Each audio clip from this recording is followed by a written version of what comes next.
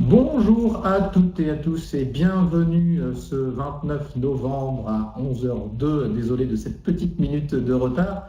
Bienvenue à ce 18e webinaire Parlons RH sur le thème Motiver vos équipes sans vous ruiner. Nous avons le plaisir ce matin de recevoir un expert de cette thématique qui est Adam Havel. Bonjour Adam. Bonjour tout le monde. Et bienvenue à ce webinaire. Tu es responsable développement et déploiement solutions clients chez Edenred. Tu vas nous en dire quelques mots d'ici quelques instants. Alors, l'ordre du jour de ce webinaire est le suivant. Toujours dans les webinaires Parlons RH, on commence comme première question de cadrer le sujet du webinaire. Donc, ma première question à ton attention sera de dire mais de quoi vas-tu nous parler en termes de motivation? Concrètement, motiver ses équipes, ça veut dire quoi? Sans se ruiner, ça veut dire quoi? Donc, ce sera ma première question, de définir un petit peu la thématique de ton intervention. Et puis, les deux temps forts de ce webinaire seront pourquoi le digital facilite-t-il le déploiement d'une opération de motivation interne? On voit que déjà dans cette thématique, en tout cas dans cette grande question, dans ce temps fort, on apporte une réponse au sujet de notre webinaire qui est motiver ses équipes sans se ruiner. Et tout de suite, on pose la question du digital. Donc, on va voir en quoi le numérique et les solutions digitales peuvent justement accompagner les dynamiques ou les projets, les opérations, les programmes de motivation interne. Ce sera les deux questions principales de ce webinaire. En quoi les solutions web sont-elles les plus compétitives et en quoi elles améliorent, elles facilitent le déploiement d'une opération de motivation. Le webinaire durera 42 minutes pour être précis. Vous devez poser vos questions à notre expert du jour, Adam, ici présent. Donc n'hésitez pas à lui poser des questions. N'hésitez pas non plus à nous faire part de vos retours d'expérience, de vos remarques dans la zone de chat en bas à gauche de votre écran. Vous pouvez bien sûr télécharger la présentation à l'issue de ce webinaire et enfin vous pouvez, s'il vous plaît, notez-la et commentez-la, commentez ce webinaire et commentez et évaluez-le. C'est ce qui nous permet de nous améliorer et d'essayer de vous fournir chaque mois dans les webinaires Parlons RH des experts, des thématiques qui répondent le plus possible à vos attentes. Donc, dans les commentaires, n'hésitez pas à nous dire ce que vous avez apprécié, ce que vous avez aimé, et puis aussi de manière constructive, évidemment, quels sont peut-être nos axes d'amélioration ou les thématiques que vous voulez voir abordées sur les prochains mois. Voilà pour le cadre de ce webinaire. Alors, tout de suite, commençons, non pas forcément par cette première question, mais Adam, est-ce que tu peux nous dire qui es-tu et surtout qui est Edenred, ce groupe mondial, ce leader mondial des solutions transactionnelles, alors bien connu pour les tickets restaurants, de mon point de vue en tout cas en France. Est-ce que tu peux nous en dire deux mots et nous dire ce que tu fais dans ce grand acteur du marché des solutions transactionnelles? Tout à fait, avec plaisir. Donc en effet, Edenred, c'est le leader mondial des solutions transactionnelles à destination des salariés, des entreprises, des collectivités locales et des partenaires marchands. En d'autres termes, Edenred, c'est le leader mondial des titres prépayés sous forme de cartes, de titres papier, de mobile ou de plateformes en ligne. Et donc moi, au sein d'Edenred, mes missions, c'est d'accompagner depuis un certain nombre d'années, depuis plus de 10 ans, les clients d'Edenred dans la mise en place de leur programme de fidélisation de clientèle, de stimulation de force de vente et de motivation de leurs collaborateurs. D'accord. Alors, on voit quelques chiffres sur la droite, impressionnants. D'ailleurs aussi dans le corps du texte que vous avez sous les yeux, ça va pas forcément être, on ne va pas tous les dérouler. Puisque vous les avez là en lecture et vous pouvez télécharger, je le rappelle, la présentation à l'issue du webinaire. Juste quelques petites questions par rapport à cette présentation très rapide. Tu me disais avant le webinaire que Edenred était très impliqué dans les solutions digitales, très impliqué dans le numérique. Est-ce que tu peux nous en dire vraiment deux mots? Oui, absolument. 3 secondes. 2 mots en 3 secondes, ça va être très rapide. Mais en effet, le digital, la dématérialisation est au cœur des préoccupations d'Edenred, à la fois au niveau des produits qui sont proposés par Edenred. On est passé du ticket restaurant à la carte ticket restaurant, plus de 500 000 porteurs actuellement. On propose en adéquation, en même temps que le chèque cadeau, la carte cadeau. Et bien évidemment, moi je vais vous parler des solutions web que l'on a à disposition de pour animer l'ensemble de leurs collaborateurs. Parfait, donc vous êtes en plein dans la transformation digitale, d'un métier historique plutôt au papier, vous êtes en plein dans la démat et dans la digitalisation. Absolument. C'est ça. Et tu as évoqué ton périmètre de responsabilité, donc tu conseilles des clients sur ce sujet de la motivation interne et de la fidélisation. Avant de passer justement à ce sujet-là, est-ce que tu peux nous dire, par exemple, combien de clients tu as accompagnés en 2017? Alors, 3 questions comme ça très rapides. C'est combien de clients? Est-ce qu'il y a un client représentatif? Et dans quel secteur d'activité? Parce que j'ai dit 3 questions, il faut que j'en trouve 3. Est-ce qu'il y a un secteur d'activité un peu représentatif de tes clients ou pas du tout? Alors, première question, combien de clients? Donc, on a, alors je dis on, puisque avec l'équipe dans laquelle j'appartiens, la 3DSI, Direction Développement de Solutions Clients, on a accompagné cette année plus de 137 clients dans la mise en place de leur programme de fidélisation, d'animation de réseau de distribution et de motivation de leurs collaborateurs. Alors, y a-t-il un client représentatif et quel est le secteur d'activité dans lequel nos clients interviennent? Alors, il n'y a pas de client représentatif. On travaille à la fois pour des clients, pour des TPE de moins de 50 salariés, que pour des grands groupes de plus de 500 salariés. Et concernant le secteur d'activité, on travaille sur tout le secteur d'activité, avec bien évidemment à la fois pour l'univers bancaire, l'assurance, l'univers automobile. Tous les secteurs d'activité sont concernés par la motivation des collaborateurs et également par nos solutions. Magnifique, donc vous adressez à tout le monde, la TPE ou grand groupe, tout à fait. Tout secteur d'activité, toute zone géographique aussi? Toute zone géographique, en région, à Paris, partout. Eh bien c'est super, et donc comme j'ai entendu qu'il y avait plus de 137 clients, c'est ça, en 2017, ça nous donne de la matière à échanger en termes de retour d'expérience. D'où cette première question, justement, sur le thème du jour, qui est de motiver ces équipes sans se ruiner. Concrètement, ça veut dire quoi, motiver ces équipes? Alors, je dis bien concrètement, parce que tu viens de nous évoquer une centaine de clients, donc on va essayer d'avoir une approche la plus opérationnelle possible. Donc, ne rentrons pas dans une définition théorique. D'ailleurs, je ne suis pas certain que ce soit ce que vous attendiez, chers participants. Donc, concrètement, ça veut dire quoi, motiver? Alors, motiver, ça tombe très bien, parce que je ne vais pas donner une définition très précise de la motivation, parce que pour moi, la motivation évolue, sa définition est différente selon les cibles que l'on anime. Si on s'adresse aux cibles externes de l'entreprise, que ce soit des clients, réseau de distribution sur lequel on va proposer des dispositifs pour optimiser le chiffre d'affaires, augmenter le nombre de clients, limiter l'attrition, on va parler plutôt de fidélisation. Et donc la motivation, pour moi, va s'adresser davantage aux collaborateurs internes de l'entreprise, avec des dispositifs qui aura des objectifs variés selon la catégorie de cibles que l'on va animer. Quand on va s'adresser à une force de vente interne, on va mettre en place des dispositifs pour inciter au développement commercial, inciter à recruter de nouveaux clients ou accompagner le lancement d'un nouveau produit. Donc on va être plutôt sur des critères que je qualifierais de plutôt quantitatifs. Et quand on va animer les cibles internes, on va mettre en place des dispositifs qui vont s'articuler autour de critères plutôt qualitatifs. Qu'on voit un petit peu apparaître sur la slide que vous avez là actuellement en ligne, ça peut être la reconnaissance des bonnes pratiques par certains, la mise en place de mesures de sécurité, favoriser l'initiative, favoriser la cooptation également, ou mettre en place des boîtes à idées. D'accord. Juste parce que là, je ne sais pas si vous voyez bien, chers participants, les slides, il y a quelques chiffres. En tout cas, moi de mon côté, sur l'écran et sur le retour ici, on a du mal forcément à lire exactement tous les chiffres. Donc ce que tu évoques, c'est que la motivation, elle dépend finalement de la motivation, tu l'opposes pas, mais elle se différencie de la notion de fidélisation, qui est plutôt externe, et que la motivation, elle est fonction de la nature des équipes à laquelle elle s'adresse.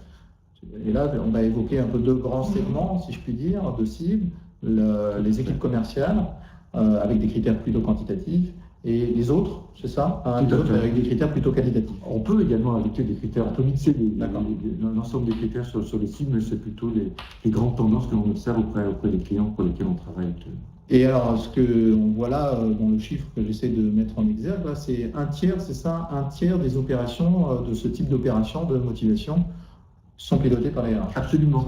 Au sein d'Edenred, on a réalisé en juin 2015 une enquête auprès de 500 directeurs commerciaux, directeurs marketing, responsables RH, directeurs des achats, pour connaître un petit peu connaître leurs habitudes et leurs attentes en termes de motivation de collaborateurs. Et on s'est rendu compte, suite à l'issue de cette enquête, qu'un tiers des opérations de motivation étaient gérées, managées directement par les responsables des ressources humaines. D'accord. Et on voit effectivement juste en dessous la nature, reconnaissance que tu évoquais. Donc ça concerne évidemment ce type de programme, les acteurs de la fonction RH, pour au moins un tiers de ces programmes. Tu cites une enquête, là je vois effectivement source baromètre de la STEAM et d'Edenred France Ipsos. Il y a 500 répondants, c'est ça, et ça date de 2017, 2016 ? Alors ça date de juin 2015 et on va bientôt publier les résultats de la dernière enquête qui a été faite en 2017, que on mettra bien évidemment à disposition. Bon, en tout cas, cette enquête est accessible sur le site d'Edenred, donc n'hésitez pas à les télécharger pour plus d'informations et on vous mettra le lien également. Alors n'hésitez pas à poser des questions à Adam, hein, il est là pour y répondre sur cette thématique de la motivation des équipes, hein, et on rentre tout de suite dans le cœur du sujet, si je puis dire, avec cette question plus générale et qui est aussi un élément de réponse, mais pourquoi le digital, ou en quoi le digital facilite le déploiement d'une opération de motivation interne? Alors, tout d'abord, on se rend bien compte que le digital est désormais au cœur des usages, c'est-à-dire que c'est le vecteur de communication indispensable pour désormais communiquer rapidement, efficacement et à des coûts réduits, ce dont on va parler tout à l'heure. Ce qui est important de savoir également, c'est qu'on va parler de solutions digitales. Avec l'avènement des smartphones, on va être en mesure de pouvoir communiquer auprès de nos cibles de manière permanente quasiment sur une journée, quand on sait que 7% des personnes consultent sur smartphone 5 minutes après de se lever, 18 personnes 5 minutes avant de se coucher, ça nous donne une force de communication relativement importante. 16%, je vais voir dans quel segment je suis. 16% consultent leur smartphone 5 minutes après à cette levée, c'est ça? Ouais. Et 18% 5 minutes avant de se coucher. Avant de se coucher. Donc ça nous laisse entre ces deux périodes-là un champ des possibles en termes de communication extraordinaire. Exactement. Bon, moi je crois que j'appartiens aux deux segments de marché évoqués. Et il y a des indicateurs qui sont sortis ce matin, je crois, sur, je ne sais pas si c'est le Syntec numérique ou le ministère, justement sur le taux d'adoption du digital en France. Effectivement, les chiffres sont éloquents, parce qu'on est encore dans une croissance de la pratique, dans un développement de la pratique, où effectivement on connaît l'avènement du digital au sens très large du terme. Donc le digital est incontournable, c'est rapide, c'est interactif. Est-ce que sur ces trois éléments-là, rapide, interactif, compétitif, est-ce que tu peux nous en dire plus? Est-ce qu'il y a des notamment la partie compétitive, tu as évoqué la réduction des coûts. Tout à fait. Sur la réduction des coûts, parce que quand on dit ça coûte moins cher, hein, grosso modo, moi ma remarque c'est de combien? Alors, avant de donner un coût ou une estimation de coût, toujours dans notre étude qui a été réalisée en collaboration avec Ipsos, a mis en exergue que la plupart des sociétés organisatrices d'opérations de stimulation et de motivation étaient prêtes à dépenser en complément des récompenses qui sont distribuées au cours des opérations, 15% du budget pour animer le dispositif. Donc, grâce au web, ça nous permet d'être largement et de rentrer dans ce pourcentage, sachant qu'à l'époque, on était sur des dispositifs 100% print, où on faisait des plaquettes, on envoyait des courriers, on faisait des affiches qu'on mettait à disposition partout dans l'entreprise. Les budgets pouvaient atteindre entre 30 et 35%. Et au jour d'aujourd'hui, en parlant de compétitivité, pour mettre un prix, on est en mesure de déployer une plateforme web à partir de 3 000 €, plateforme web sur laquelle le bénéficiaire va pouvoir se connecter, il sera reconnu, il pourra consulter des informations, consulter une vitrine de récompense et commander en ligne les récompenses de son choix en fonction des performances qu'il aura réalisées, bien évidemment. Je reprends juste ces éléments quantitatifs. 3-4 €, c'est ça que j'entends? Oui. Au départ, a priori, absolument. Une première plateforme, on va peut-être rentrer après dans le détail plus concrètement sur ce que c'est qu'une plateforme de motivation, mais 3-4 €, prix plancher, prix d'appel, je ne sais pas si c'est comme ça qu'on le dit. J'ai noté 15%, c'est le coût de gestion, c'est digital d'une démarche de motivation. Tout à fait. C'est ça? Absolument.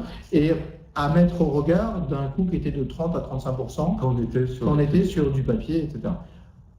À ce bénéfice économique, il faut y rajouter les bénéfices presque de modernisation, j'ai envie de dire, d'être dans la vie. C'est peut-être un peu, je vais dire, grossier ou schématique, mais voilà, le digital, c'est un passage obligé en termes de vecteur de communication.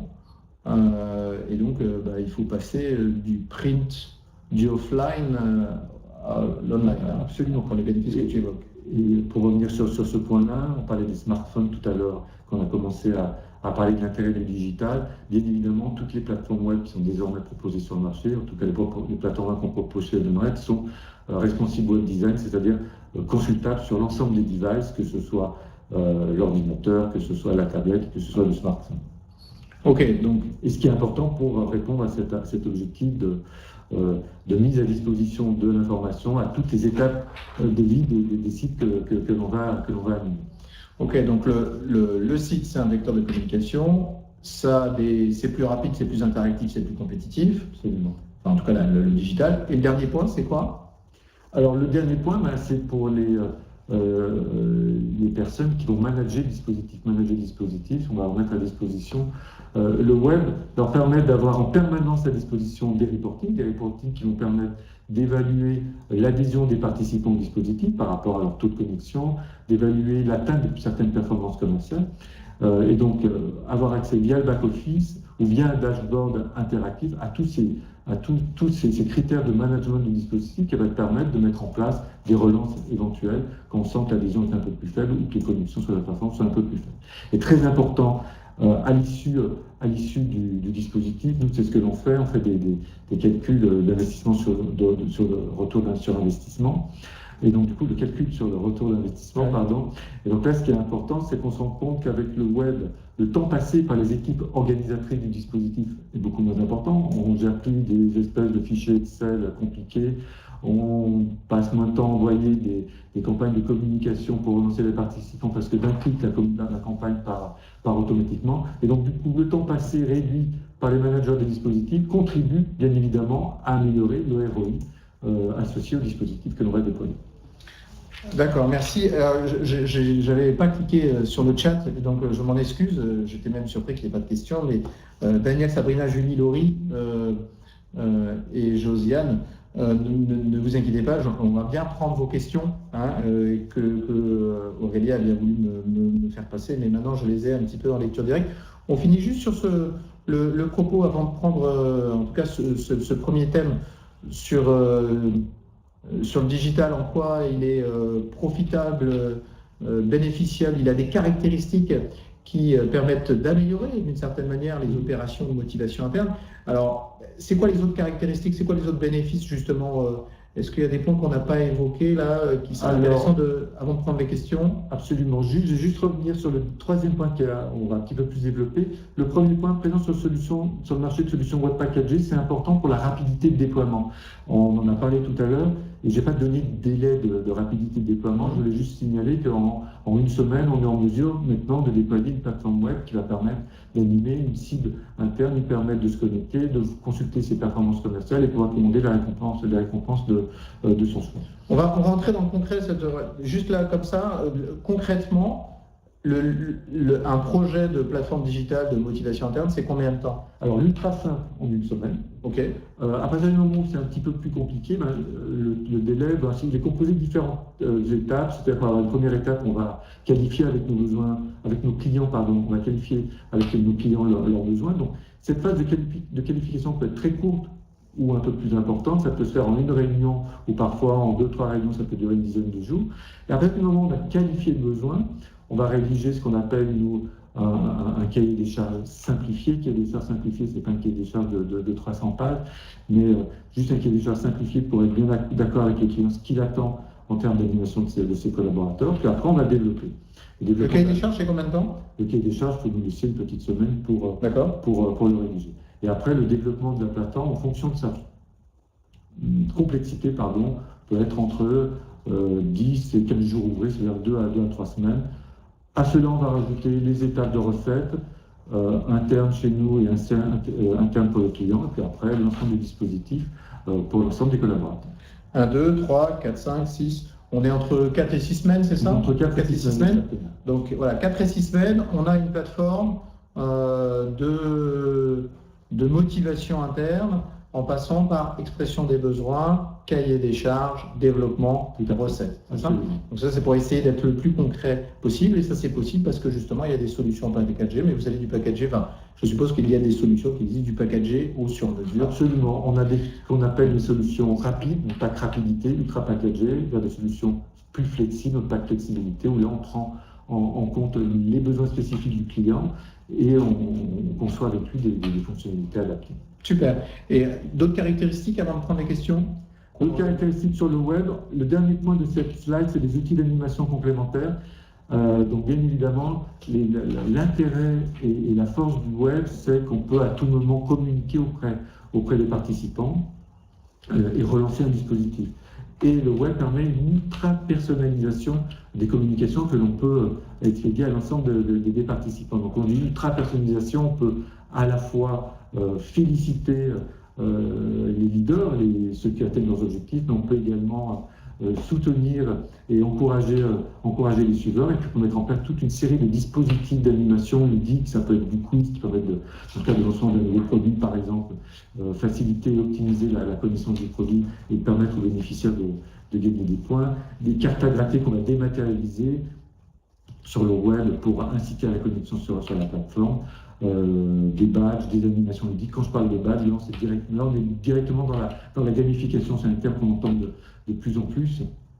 Donc là, on a repris un petit peu des jeux et coutumes des jeux vidéo où en fonction des actions réalisées par le bénéficiaire, par le participant sur la plateforme web, il va collecter des badges qui vont lui permettre pour lui d'avoir des statuts et de gagner des points supplémentaires et d'être davantage récompensé. Ah, donc là, on voit que le web, le digital offre des opportunités d'animation très variées. On va prendre toute une série de questions, donc c'est très très bien. On va les prendre une par une, on va essayer d'y répondre. Avant d'aborder le dernier temps fort de ce webinaire, Daniel pose la question: quels sont les autres services qui pilotent ces opérations de fidélisation? On a dit tout à l'heure, il y avait un tiers de la fonction RH qui pilotait les opérations de motivation ou je crois que je ne sais plus comment c'était noté. De motivation. De motivation. C'est quoi les autres services? Les autres services sont les directions marketing, alors principalement les directions commerciales, qui mettent en place ce type de dispositif pour animer, comme je le disais, leur force de vente interne. On a aussi les directions marketing pour la mise en place de programmes de fidélisation de leurs clients, qui sont les deux principales autres cibles qui sont susceptibles d'animer ce type de programme. Et Sabrina pose une question complémentaire à celle de Daniel. Si ce n'est pas piloté par la RH, est-ce piloté par la communication également? Tu as évoqué la direction commerciale, la direction marketing, la direction marketing / communication. Les 4 fonctions support, hein, RH, marketing, com et commercial. Je ne suis pas certain que la DAF pilote, direction administrative et financière, pilote beaucoup d'opérations, de motivation, mais pourquoi pas? Ni la DSI, pourquoi pas non plus, n'hésitez pas. Mais voilà, Daniel et Sabrina, je lui pose la question communication ou les managers de chaque service. Ah oui, pardon, c'était en réponse il y a 3 questions qui se lient, excusez-moi. Et je dis, il y a peut-être, est-ce que les managers justement peuvent être des commanditaires directs au-delà? Là, on parle je pilote, peu importe, une équipe de X personnes. Est-ce que je peux être déployer des communications déployer des programmes de motivation? Bien sûr, tout à fait. Et au-delà de ça, donc un manager peut déployer un programme de motivation pour ses propres collaborateurs, et surtout via cet outil, il va pouvoir suivre individuellement via son dashboard les performances de l'ensemble de ses collaborateurs, déclencher quand il le souhaite des campagnes de relance auprès de toutes ou parties de ses collaborateurs en fonction de leurs performances. Donc ces plateformes web deviennent des vrais outils de management de la performance commerciale au global. D'accord. Laurie te pose la question suivante. Nous sommes tous des ambassadeurs de l'entreprise, normalement. Chacun peut-il fidéliser l'entreprise pour laquelle il travaille? Alors, peut-il fidéliser l'entreprise pour laquelle il travaille? Chacun peut-il fidéliser l'entreprise pour laquelle il travaille? Je te laisse répondre. Alors, j'ai interprété la question. Vas-y. Moi, il y a deux possibilités. Fidéliser, oui, c'est-à-dire que ce type de dispositif peut avoir pour objectif de fidéliser, de renforcer le sentiment d'appartenance des collaborateurs au sein d'une entreprise.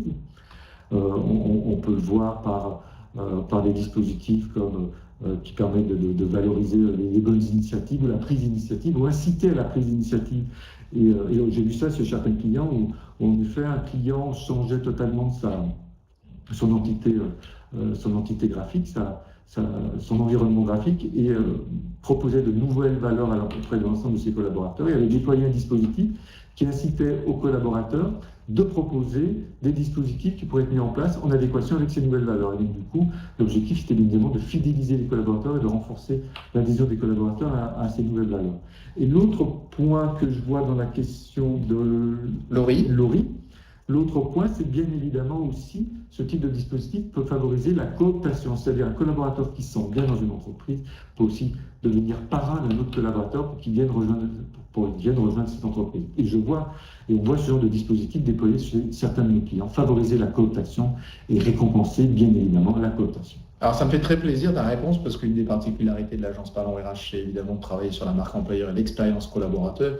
Et tes deux éléments de réponse traitent exactement de cela. Tu as parlé des valeurs et la cooptation. Donc rentrer entre la marque et la marque employeur, entre l'expérience collaborateur et l'expérience client, il n'y a pas une frontière totalement hermétique. Tout ça concourt à la même finalité. En tout cas, il y a une convergence d'intérêts.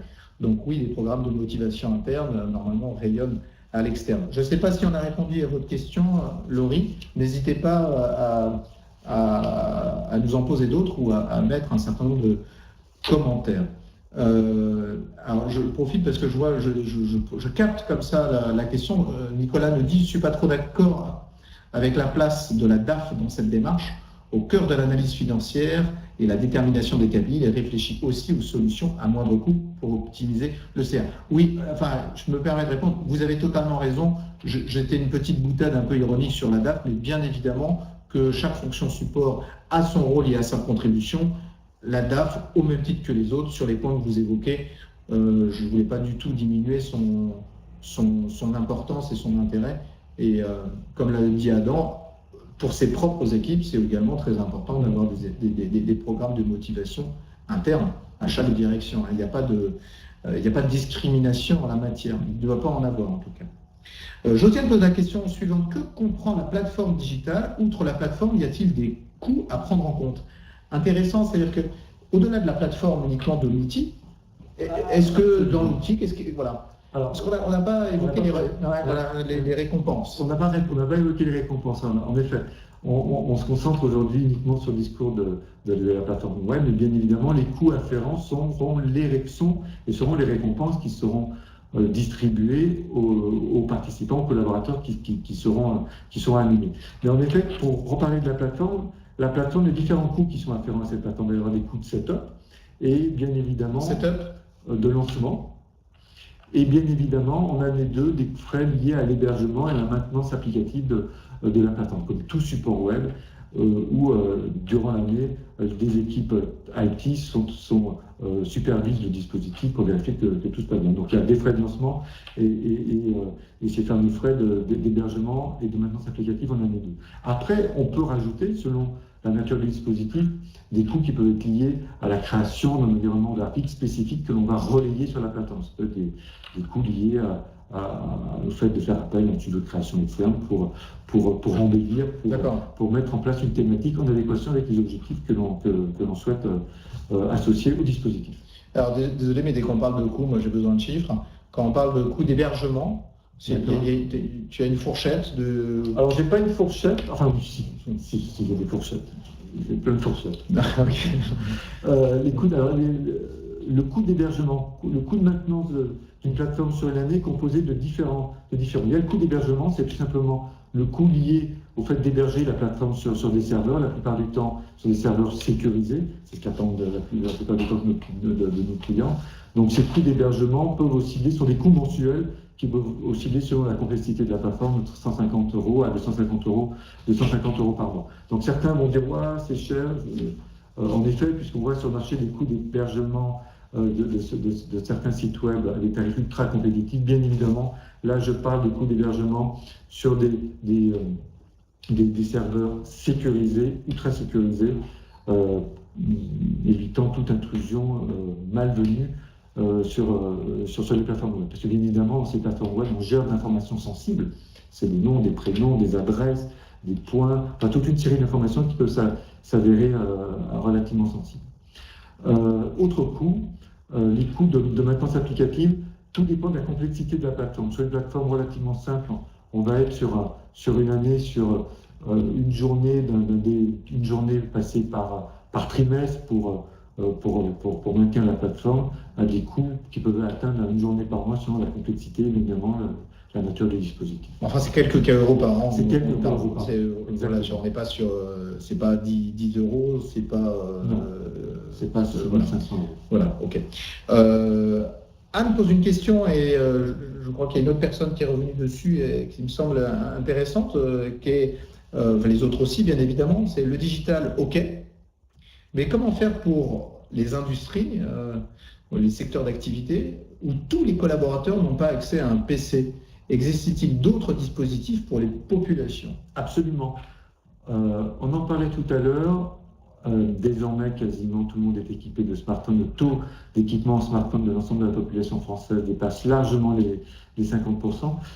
Et donc, le smartphone peut être le moyen... 86% de ce que j'ai vu ce matin. Voilà, exactement. Le smartphone peut être désormais le moyen de communiquer auprès de ses cibles pour lesquelles ces cibles disposant d'un PC sur leur lieu de travail. Donc, comment ça est possible? Passer déjà par des sites web responsive web design, comme je disais, consultables et adaptables en fonction des devices sur lesquels ils sont consultés, ou pourquoi pas via des applications mobiles que l'on peut déployer dans le cadre d'opérations de motivation ou de simulation des ventes. Ok, donc la réponse c'est que c'est multi-device. Absolument. Mais c'est sûr que pour un outil Internet, si on n'a pas accès à Internet, je vais faire je sais pas, une réponse pléonasmique ou une lapalissade, je ne sais pas. Si on n'a pas accès à Internet, on ne peut pas se connecter à une solution Internet. Au final, c'est quand même ça. Hein. Donc, tout le monde n'est pas effectivement équipé du Wi-Fi. Tout le monde n'a pas accès à Internet en France. Si on n'a ni smartphone, ni tablette, ni PC, ni Wi-Fi, mais c'est pas jouable. Mais bon, a priori, on est quand même moins dans cette tendance-là que dans une tendance où la généralisation du digital. Mais bon, c'est pas pour autant qu'il faut en occulter ceux qui pourraient ne pas y avoir accès. Josiane pose la question suivante, y a-t-il des prérequis pour la mise en œuvre d'un tel projet? Est-ce qu'il y a des prérequis d'ailleurs, je dirais tant techniques qu'organisationnels ou peut-être en termes de communication? Alors le prérequis, c'est là, je dirais plutôt en fonction de la mécanique que l'on va mettre. Il n'y a pas de prérequis technique. L'exemple d'une plateforme web, c'est relativement simple. Ce qui est important, c'est de savoir de quelle manière on va alimenter cette plateforme avec les résultats qui vont permettre d'afficher aux collaborateurs qui sont animés leur performance commerciale, leur niveau d'atteinte de leur objectif. Et donc le prérequis, c'est de réfléchir à ça. Quelles sont les informations que je dispose actuellement qui vont permettre de communiquer les performances commerciales à mes collaborateurs? De quelle manière je peux les avoir? À quelle fréquence je peux les avoir? Parce que l'intérêt du web propose une interactivité exceptionnelle. Donc, pour susciter l'adhésion, il faut que les mises à jour de ces informations soient la fréquence de mise à jour de ces informations soit la plus importante possible. Quotidiennement, c'est l'idéal. On va inciter les collaborateurs à se connecter tous les jours pour voir où ils en sont dans leur performance commerciale ou sur les autres critères plus qualitatifs. Donc, le prérequis, c'est de réfléchir comment effectuer une mise à jour régulière à des fréquences élevées des performances que l'on va demander à ce que les collaborateurs réalisent dans le cadre du dispositif.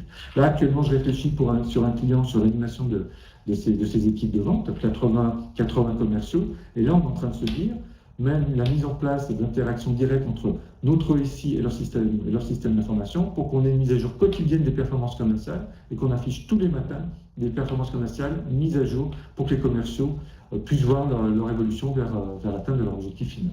Alors, avant de poursuivre le webinaire, mais j'ai bien noté les autres questions, pas une dernière question, mais la question de Sherazade avant de changer de slide. Est-ce qu'il y a des plateformes exemples, des plateformes démo sur lesquelles on pourrait avoir ou pas? Absolument. On pourra vous communiquer l'adresse mail d'une de nos plateformes démo sur lesquelles vous pourrez visualiser les fonctionnalités que l'on est susceptible de proposer, visualiser et envisager le niveau de personnalisation graphique que l'on peut proposer sur nos plateformes et consulter également les systèmes de récompense que l'on peut plugger sur ces dispositifs. Donc dans le commentaire du webinaire, n'hésitez pas à dire pour qu'on vous identifie bien et qu'on vous fasse suivre ces URL ou de plateformes démo qui existent. Il nous reste quelques minutes et je reprendrai le reste des questions juste après. Allez, en quelques minutes assez rapides, est-ce que tu peux nous décrire les éléments différenciants, les caractéristiques différenciantes du digital par rapport à ce qui existait précédemment? Alors, le digital, la force du digital, sur le premier point, affirmer les valeurs de la marque et les ambitions associées au dispositif. Ce qu'il faut dire, c'est que le digital, ces plateformes web ne sont pas que des grosses calculatrices qui vont transformer ou afficher de la performance commerciale ou transformer des performances commerciales en points pour commander de la récompense. Au-delà de ça, ce sont de vrais outils de communication. Des vrais outils de communication qui vont vous permettre de communiquer les valeurs de l'entreprise ou de mettre en avant les objectifs que vous souhaitez associer à votre dispositif. Nous, on se rend bien compte, en fonction des dispositifs que souhaitent mettre en place nos clients, des objectifs associés aux dispositifs que souhaitent mettre en place nos clients, les thématiques sont différentes. On avait fait un classement de ces différentes thématiques. On était sur des thématiques qui avaient pour objectif de fédérer les collaborateurs entre eux. La thématique sportive était souvent utilisée. Quand on incitait au dépassement de soi, la thématique du sport extrême était souvent utilisée également. Et on voit de plus en plus apparaître, puisque la notion du respect de l'environnement, de l'écologie est une dimension essentielle maintenant pour l'ensemble des entreprises. Ce type de thématique apparaît sur nos plateformes et surtout est décliné sur tous les composants du dispositif. À la fois sur les outils de communication, puisqu'on est 100% dématérialisé, on est en ligne, à la fois sur les outils de communication, puisqu'on communique uniquement via mail, mais également sur les récompenses qu'on va associer au dispositif, des récompenses qu'on va sélectionner principalement 100% dématérialisées ou voire éco-responsables. D'accord. Alors, il ne reste que quelques minutes.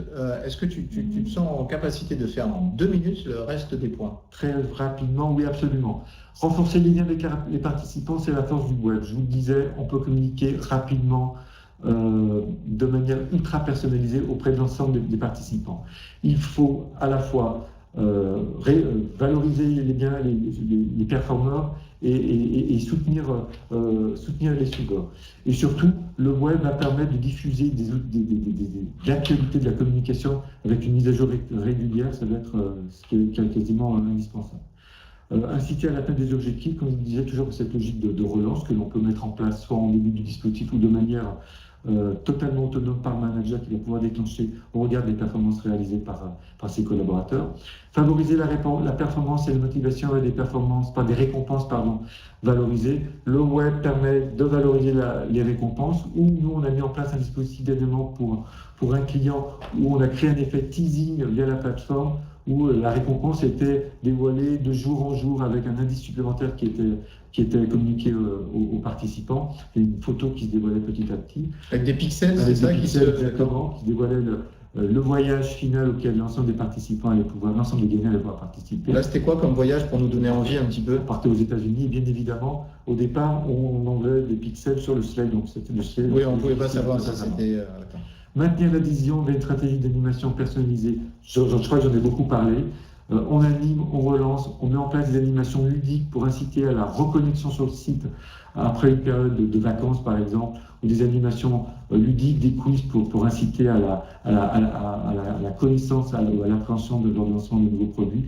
Piloter, manager, s'il y a des dashboards interactifs qui sont à disposition de tous les managers, de tous les organisateurs des dispositifs pour piloter le dispositif. Alors, il nous reste 5 petites minutes pour adresser un certain nombre de questions. On va aller assez vite, même si la première question, on les prend dans l'ordre et pourrait nécessiter plus que quelques secondes. Quels sont vos concurrents directs et quelle est votre principale force? Pour faire vite, notre principale force, c'est d'être leader sur notre marché. Un leader, donc, et pour être leader, il faut rester leader, donc il faut systématiquement innover, se remettre en question et proposer de nouvelles solutions à nos clients. Et donc ça, c'est le leitmotiv d'Edenred, et on se voit bien à la fois au niveau des solutions produits que l'on propose, et à la fois des solutions web que l'on propose également dans le cadre d'animation d'opérations d'animation, puisqu'on est tout le temps en train de proposer de nouveaux typologies de dispositifs, de nouvelles fonctionnalités adaptées aux besoins de nos clients. Ok. Et vos concurrents directs, il suffit de taper sur Google pour tomber dessus? Je ne sais même pas si je D'accord. vais référencer, j'en sais rien. Daniel pose la question suivante. L'outil est-il uniquement, et ce sera notre dernière question, mais après on a quelques éléments à partager encore. L'outil est-il uniquement orienté vers une motivation individuelle ou des dispositifs collectifs sont-ils possibles pour motiver une équipe en tant que telle? Alors, les solutions permettent à la fois de récompenser la performance individuelle et bien évidemment d'animer des dispositifs collectifs où l'équipe va pouvoir voir évoluer par exemple les performances collégiales réalisées, voir évoluer son classement par rapport aux autres équipes et du coup voir si elle se rapproche ou non de la récompense collective qui est susceptible d'être proposée dans le cadre du dispositif. Donc bien évidemment, on travaille à la fois sur le niveau individuel et collectif. Les deux, Daniel. Merci beaucoup, Adam, pour ce propos et ton expertise. On est toujours pris par le temps. On aimerait bien poursuivre et te poser plein de questions, répondre à toutes les questions qui continuent à s'afficher et être un petit peu plus dans l'interaction. Malheureusement, le temps nous est toujours un petit peu compté. Juste pour poursuivre un tout petit peu ce webinaire, est-ce que tu peux nous donner, comme à chaque fin de webinaire Parlons RH, ton actu et ton coup de cœur? Alors, mon actu, c'est l'actu d'Edenred, où on a lancé en octobre 2017 la carte Ticket Restaurant Flex. Donc, c'est une nouvelle carte Ticket. Comment elle s'appelle? Ticket Restaurant Flex. D'accord. C'est une carte Ticket Restaurant non nominative qui est destinée à nos clients qui ont à gérer un turnover important de nos collaborateurs. Donc, du coup, nos clients bénéficient d'un stock de cartes tickets restaurant qui leur permettent de les remettre directement dès l'arrivée du collaborateur dans la société. Sa carte ticket restaurant, ça lui permet de bénéficier dès le premier jour d'une solution DG. D'accord, donc une adaptation finalement de la dématérialisation aux évolutions du travail ou aux besoins de vos clients. Et le coup de cœur? Le coup de cœur, c'est l'exposition qui a lieu actuellement à la Fondation Louis Vuitton. C'est l'exposition Être moderne qui reprend quelques œuvres qui sont visibles uniquement au musée d'art contemporain au MoMA à New York. Donc très belle exposition, non seulement pour voir le lieu, mais également pour voir ces différentes œuvres. On retrouve du Andy Warhol, on retrouve plein d'artistes contemporains qu'on préfère. Et surtout, il y a des œuvres numériques. Je vous invite à les consulter. Bon, être moderne, le digital, j'espère que ça va vous motiver pour y aller. Merci beaucoup, Adam. Merci infiniment pour cet échange. On n'a pas pu traiter toutes les questions, mais on essaiera d'y répondre. Merci à vous de votre attention et de votre fidélité, puisque vous êtes toujours chaque mois de plus en plus nombreux à nous suivre sur les webinaires Parlons RH. Pour ma part, je vous donne rendez-vous, en tout cas en termes que pour ces webinaires. Sinon, je vous donne rendez-vous vendredi pour la remise du stylo d'or et de la souris d'or de la NDRH. Ça a lieu vendredi, mais sinon en webinaire. En live, je vous donne rendez-vous le 15 décembre prochain. J'aurai le plaisir de recevoir Nathaniel Philippe, qui est le dirigeant fondateur de la société Eteam, qui est une belle start-up RH. Il viendra nous parler de l'onboarding, c'est-à-dire comment réussir un processus d'intégration pour améliorer l'expérience collaborateur. Vaste sujet, et j'espère qu'il sera tout aussi brillant que toi. Merci à tous, merci, à très bientôt. Et très bonne journée. Au revoir et à bientôt.